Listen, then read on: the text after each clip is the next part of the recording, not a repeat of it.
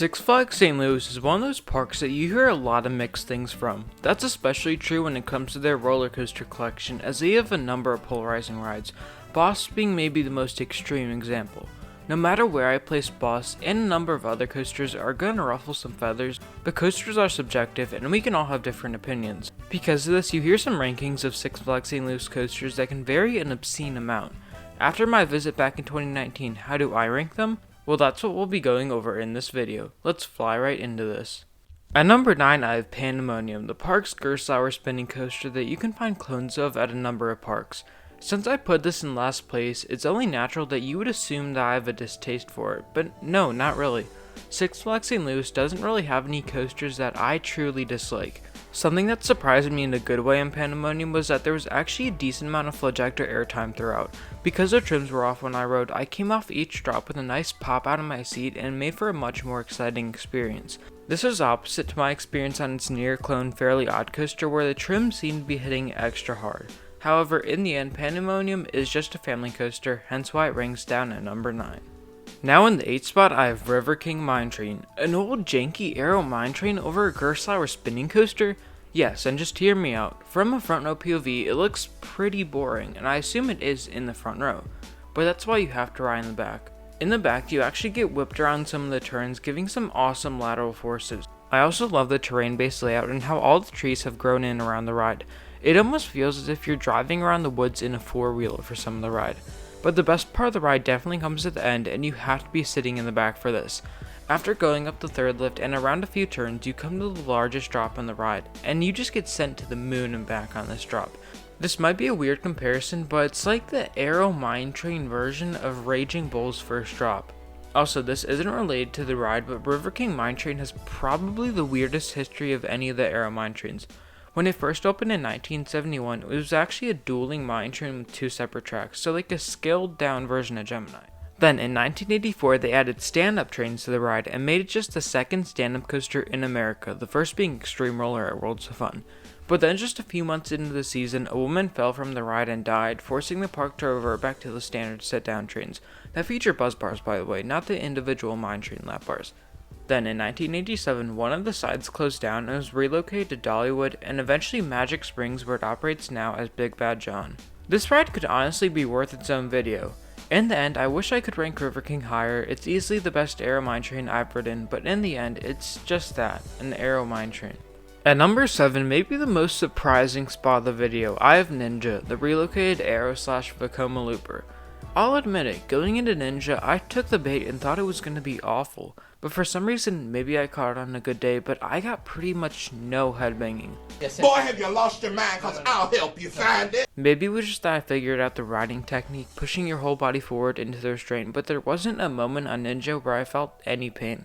There wasn't any headbanging, but there were sure a lot of head choppers. There was half a second after that sidewinder where I was convinced that the lift chain had malfunctioned and I was about to get my head sliced clean off. Speaking of the sidewinder, the inversions were definitely my favorite part of the ride. The vertical loop and sidewinder were remarkably intense, followed by that aforementioned head chopper. Then the corkscrews provided awesome hang time and were just pure fun. Pretty much all my thoughts can be summed up in Theme Park Crazy's I'm Sorry Ninja video, so I'm not the only one who feels this way.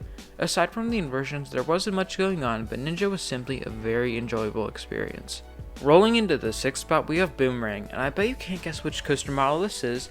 It's a Vekoma SL. Sorry, it's a Boomerang. If you've been watching this channel for a while, you know that I don't mind boomerangs. They reach the 4th highest recorded Gs of any operating coasters at 5.2. And you feel all 5.2 of them. I don't gray out often, but this is one of the coasters that I've grayed out on. This also has to have one of the coolest settings on in Boomerang. You see, the back of the park where Boomerang is elevated up on a hill, so going up that lift, you get an awesome view of the rest of the park and can see out for miles. That first lift actually turned out to be one of my favorite parts. Maybe though that's just because there aren't very many parts. You know the drill. Lift, cobra roll, loop, lift, loop, cobra roll, brakes. Most of the ride, in the back at least, tracks relatively smoothly, but there is one massive jank into the second lift hill, so be ready for that. If you aren't ready like I wasn't, it will sure wake you up.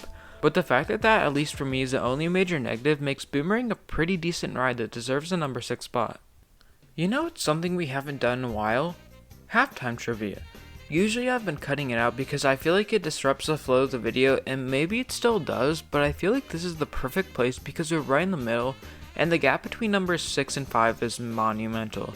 If you're not aware how halftime trivia works, or don't remember because I haven't done it in a while, I will ask a trivia question. The first 3 people to correctly respond down in the comments will get a shout out in my next major video. Pretty simple.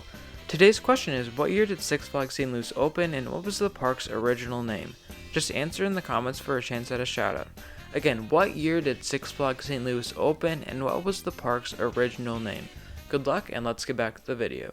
Moving to the park's phenomenal top 5, we have Batman the Ride. Sure, Batman the Ride is a clone that you can find at parks all across America and even the world, but in my opinion that should not affect the placement because how I judge whether a coaster is good or not is going to be based on the ride experience, not stuff like if it's a clone. In Batman the Ride's case, the experience is phenomenal. Because these rides are all over the place, there's not much to say that already hasn't been said, but I have to reiterate the fact that these things are so intense, especially in the vertical loops.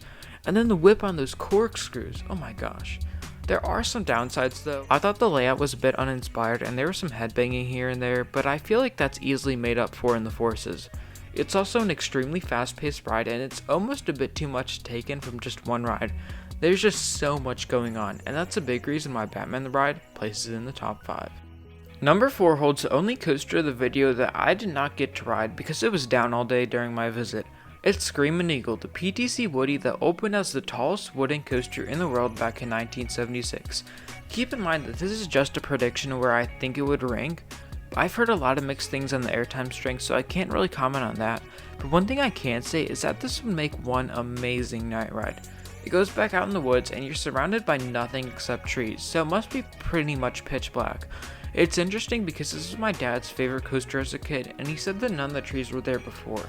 It was mostly just dirt, so I wonder how much the ride has improved as the trees have grown in around it. It also looks to have a lot of corners taken with a lot of speed that will provide some amazing lateral forces. It's also an extremely long ride, nearly 4,000 feet of track on a classic wooden coaster, definitely one of the better numbers you're gonna see. Plus, it flies through all 4,000 feet of that, and while I'm not in their boat, I can see why some people think this is the best coaster in the park. Kicking off the big 3, we have the coaster that I was thinking was number 1 upon leaving the park, but after thinking for a good while, I've placed it at number 3. American Thunder, the park's 2008 GCI Woody and the newest ground-up coaster in the park. I heard that it was running slow in 2020, but I rode it in 2019 when it was running great, so this placement will be based on my experience. This was my 4th GCI, but it was my first that isn't considered an old school one, so it was a very unique experience for me. It felt as if it was just element after element after element. As soon as it left the lift hill, you weren't squared back in your seat until you hit the brakes. My favorite part was this one part where you hit 4 straight bunny hops, and it felt as if you could barely even get back in your seat before being sent with some of GCI's signature airtime again and again. If you've been on a GCI, you know what I'm talking about, but GCI's airtime is very unique. I wouldn't say that fits under floater, flojector, or ejector, it's kind of just a mix of the 3 all at once. But back to American Thunder, I really feel like it's starting to get quite underrated these days just because it ran bad for a few months. Before 2020, it was always a mid to upper tier GCI, and now you have people calling it low tier. Hopefully it returns back to its normal fast-paced self this year. We're down the final 2, and at number 2 I have Mr. Freeze Reverse Blast, their premier ride's LAM shuttle coaster. I just have to say this is easily the most intense roller coaster I have ever ridden. There are no official recordings of the forces, but I feel like it has to be nearing 6, although who knows. G-force statistics can oftentimes be shockingly higher or lower than you expect. I was expecting the launch to be decent, but nothing amazing because it has a similar acceleration to Joker's Jinx, which has a launch that's just decent. What I didn't factor in though was the fact that you're actually launching backwards, and this coaster has convinced me that if Dodonpa launched backwards, it would kill someone. And that's not me trying to make it sound like roller coasters are dangerous. Mr. Freeze's launch is just that good. Then that's followed by an inverted top hat which pulls some more insane G's. I found this to be the most intense part of the ride, but that's not to discredit the overbank though, because that's gray out worthy as well. On camera, it doesn't look like a whole lot, similar to the first overbank on Millennium Force, but don't be deceived. You will certainly feel that element. Then you go into a vertical spike which leaves you feeling weightless while at the same time providing some of the weirdest airtime I've felt on a coaster. Because the train's at a 90-degree angle, the airtime won't take you up into your straight, you instead get shoved in the back of the train and it feels quite odd, but in a good way. It may be a short ride, but I don't think it really matters because all the elements work and do what they're supposed to both forwards and backwards. Really the only negative that I found is that it was a pretty rough ride. I wasn't expecting this because Joker's Jinx is butter, but it shows that coasters of the same model can vary in many ways. Mr. Freeze is truly a spectacular experience and in my opinion the best ride Premier has made to date. The number one spot you've probably figured out by now because it's the only coaster left, and I know it's probably going to produce some dislikes, but I have the Boss. Yes, it is the roughest coaster I've ridden, no competition, but that to me only adds to it in certain aspects. The monster CCI built in the year 2000 at the turn of the millennium, there were signs. Really blew my expectations out of the water. I was expecting the laterals, and they were certainly there and amazing. Something that I did not expect was the airtime. Sitting in the back row, each of the first 4 drops felt like you were falling off the face of the earth and then being sent in a rocket ship to Mars. Seriously, it felt like each drop had a 120-degree descent. I remember watching the POV back a few days after riding and I was just like, no, that can't be right. Those first 4 drops are way steeper than that. That first half is all about airtime, but then the second half it flips the switch and focuses more on those aforementioned laterals, plus a good bit of speed. I have no idea what type of crack CCI was on when deciding the banking of those turns, but we need to get Alan Schilke on some of that. Boss is also probably the most intense and physically draining wooden coaster I've been on. It might not look like it on camera, but wow, this thing. Half the time you have no idea what's going on because of how out of it the ride takes you, and I feel like that's really helped by the roughness. It makes it feel more out of control. I seriously doubt that I'd be able to marathon Boss, at least in the back row, and that's something that I never thought I'd say about a coaster, and that's a big reason why it's number 1. In the end, Six Flags St. Louis is a must-do for any park goer, and that's just because of the amazing, underrated roller coaster collection. I have some serious problems with the park aside from that. Most of the complaints people have about Six Flags America, I have about Six Flags St. Louis, but not America. But I still absolutely adore St. Louis because of those amazing coasters. I'm just counting down the days until I can return back to this park for some more unique rides.